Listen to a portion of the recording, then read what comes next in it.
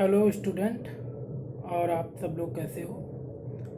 आज हम fourth semester environment geography के सेकंड लेक्चर में कंपोनेंट की बात करेंगे। Major component of environment.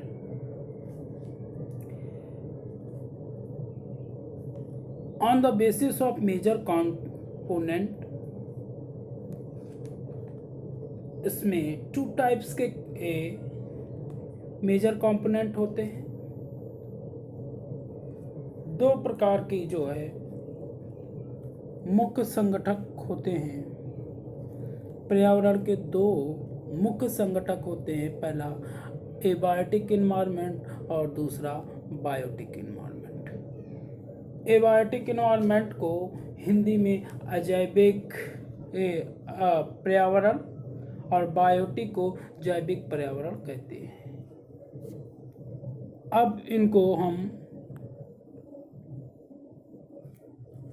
कई भागों में बांटा गया है, इसको समझते हैं। देखिए, आपके स्क्रीनशॉट आपके स्क्रीन के ऊपर भी हमने लगा दिया है। बायोटिक इन्वायरमेंट को हम सबसे पहले 3 भागों में डिवाइड करते हैं। पहला है लिथोस्फेरिक इन्वायरमेंट, यानी स्थल मंडलीय पर्यावरण। दूसरा हाइड्रोस्फेरिक इन्वायरमेंट, यानी जल मंडलीय पर्यावरण। और एटमॉस्फेरिक इन्वायरमेंट और क्लाइमेटिक इन्वायरमेंट, यानी वायुमंडलीय पर्यावरण। अब इन मेजर इन्वायरमेंट का सब डिवीजन किया गया है। लिथोस्फेरिक इन्वायरमेंट यानी स्थलीय मंडलीय पर्यावरण को कई भागों में बांटा गया है, इसको हम समझते हैं। इसको लिथोस्फेरिक इन्वायरमेंट के जो सब डिवीजन हैं उसमें पहला है माउंटेन इन्वायरमेंट, यानी पर्वतीय पर्यावरण।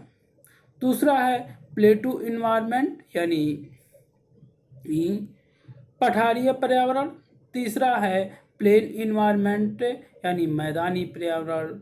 इसके बाद है पैडोजेनिक इन्वायरमेंट। फिर रिवर इन्वायरमेंट, रिवर यानी नदी पर्यावरणीय। और इसके बाद है लेक इन्वायरमेंट, यानी झील पर्यावरण। हाइड्रोस्फेरिक इन्वायरमेंट यानी जलमंडलीय पर्यावरण के अंतर्गत इनका विषय डिवीजन किया गया है। इसमें लिटरल इन्वायरमेंट, यानी लिटरल इन्वायरमेंट। फिर सैलो सी इन्वायरमेंट, लिटरल यानी कि तटीय पर्यावरण। और इसके बाद सैलो सी इन्वायरमेंट यानी हो गया उथला सागर पर्यावरण। डीप सी इन्वायरमेंट, गहरा सागरीय पर्यावरण, यानी सागर के गहराई में जो पर्यावरण मिलता है उसका इसमें अध्ययन किया जाता है। फिर कोरल इन्वायरमेंट, यानी तटीय सागर पर पाया जाने वाला जो पर्यावरण होता है इसमें शामिल किया गया है। इसका जो थर्ड पार्ट है इसमें वायुमंडलीय पर्यावरण, यानी क्लाइमेटिक इन्वायरमेंट कहिए या इसको एटमॉस्फेरिक इन्वायरमेंट। इसका जो सब डिवीजन है उसको हम देखते हैं। इसमें पहला है ट्रॉपिकल इन्वायरमेंट, यानी उष्णकटिबंधीय पर्यावरण। सेकंड है आपका शीतोष्ण पर्यावरण, यानी temperate environment. And third polar और आर्कटिक इन्वायरमेंट, यानी ध्रुवीय या आर्कटिक पर्यावरण इसको कहते हैं। अब हम लोग बायोटिक इन्वायरमेंट को समझते हैं, इसको कहते हैं। इसको जो है 2 मेजर पार्ट में बांटा गया है, फ्लोरल इन्वायरमेंट और फ्यूनल इन्वायरमेंट।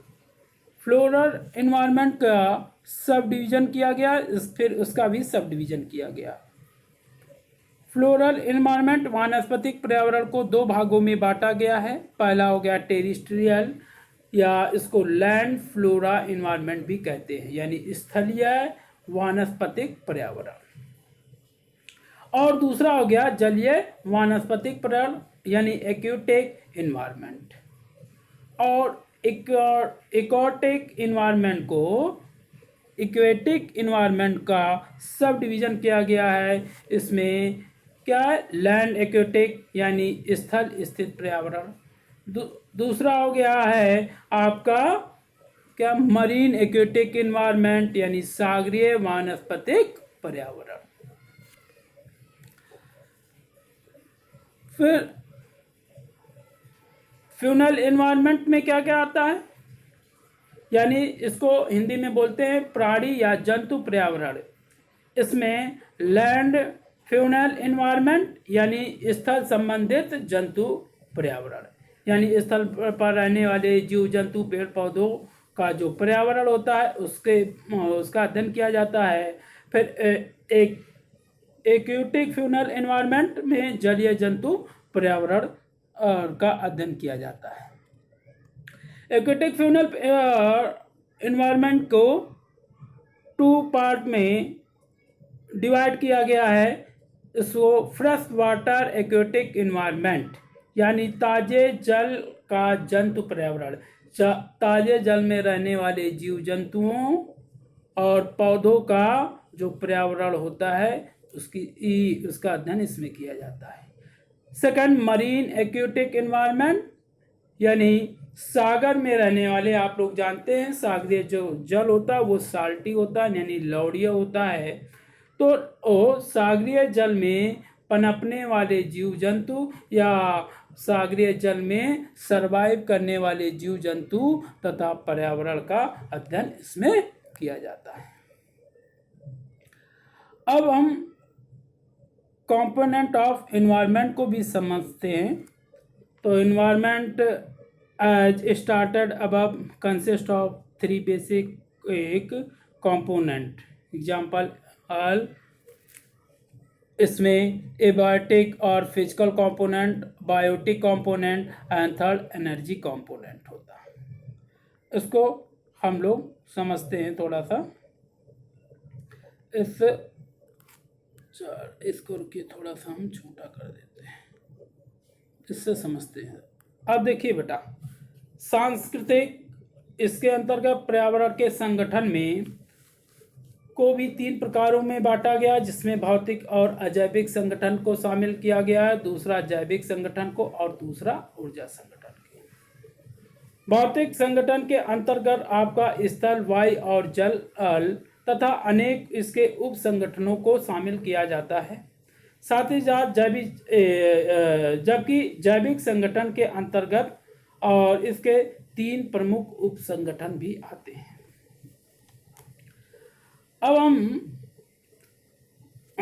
पादप संगठन यानी जो प्लांट कंपोनेंट के अंतर्गत, जिसमें सौरिक ऊर्जा आपका और साथ ही जियोथर्मल एनर्जी को भी सम्मिलित करते हैं। पर्यावरण के इन संगठनों के विशद विवेचन हम लोग यानी इसका और ज़्यादा अध्ययन आगे अगले लेक्चर में करेंगे। अब इसमें कल्चरल इन्वायरमेंट की जो स्ट्रक्चर है उसको हम समझते हैं। इसमें क्या क्या आता है। इसमें कल्चरल इन्वायरमेंट के स्ट्रक्चर में आपका सोशल, इकोनॉमिकल, पॉलिटिकल और रीजनल आदि कंपोनेंट को इंक्लूड किया जाता है। इसको समझते हैं। कल्चरल इन्वायरमेंट,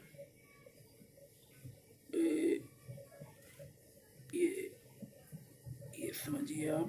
कल्चरल इन्वायरमेंट में क्या क्या आ गया, ये देखिए।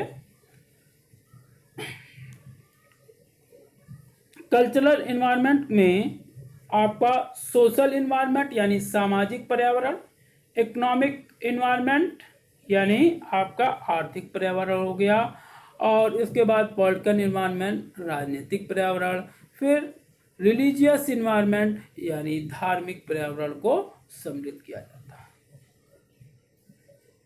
और कल्चरल इन्वायरमेंट को इंग्लिश में बिल्ट इन्वायरमेंट भी कहा जाता है। इसके बाद नेक्स्ट जो आपका है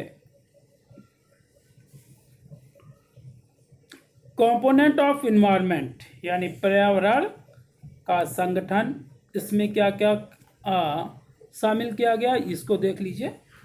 इसमें अजैविक अजैविक संगठन है जो, यानी एबायोटिक कंपोनेंट में land, air, water and soil यानी स्थल, जल और वायु तथा मृदा आदि में जितने भी एबायोटिक कंपोनेंट होता है उसकी स्टडी इसमें की जाती है। और एनर्जी कंपोनेंट में सोलर एंड थर्मल एनर्जी को इंक्लूड किया गया है। जैविक यानी बायोटिक कंपोनेंट में क्या प्लांट्स एंड एनिमल्स आते हैं, प्लांट्स और एनिमल्स आते हैं। जैविक कंपोनेंट के बहुत सारे उदाहरण कई कंपटीशन में पूछे जाते हैं। और फिर आपका कल्चरल इन्वायरमेंट में सोसाइटी हो गया, इकोनॉमी हो गया एंड पॉलिटी, ठीक है, सामाजिक, आर्थिक, राजनीतिक और धार्मिक संगठनों को शामिल किया जाता है। अब आप लोग इसका एक बार मैं चाहूँगा इसका आप लोग स्क्रीनशॉट ले लीजिए, इसका ले लीजिए, ये ले लीजिए। हिंदी और इंग्लिश दोनों में मैंने इसको कर रखा है, आप हिंदी और इंग्लिश दोनों में समझ सकते हैं। ये हिंदी का स्क्रीनशॉट ले लीजिए, ये और ऊपर कर दे रहा हूँ थोड़ा, ये इससे आप आराम से समझ जाएंगे।